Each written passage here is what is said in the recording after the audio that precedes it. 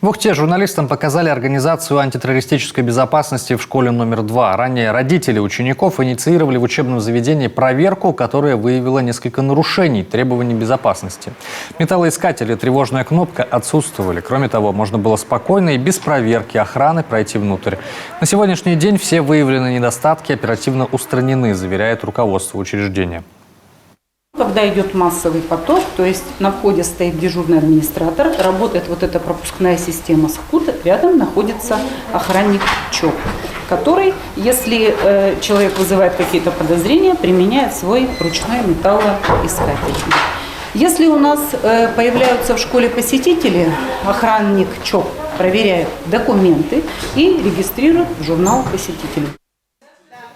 В настоящее время в школе установлены тревожные кнопки, в том числе в виде брелоков, которые находятся у охранников. Вызов передается в Росгвардию. Как заверяют в учреждении, оперативная группа прибывает на место сигнала в течение 3 минут. Также проводится ежедневный обход учебного заведения по периметру. В здании есть видеонаблюдение и радиооповещение, работает пожарная сигнализация. Все объекты образования подразделяются на категории безопасности.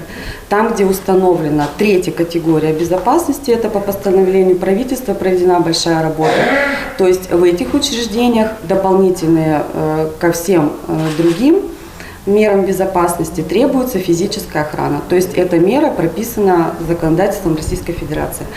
Те образовательные учреждения, которые отнесены к 4-й категории опасности, более низкой, там пропускной режим осуществляется силами ведомственной охраны, то есть из числа педагогического состава, ночные сторожа и так далее.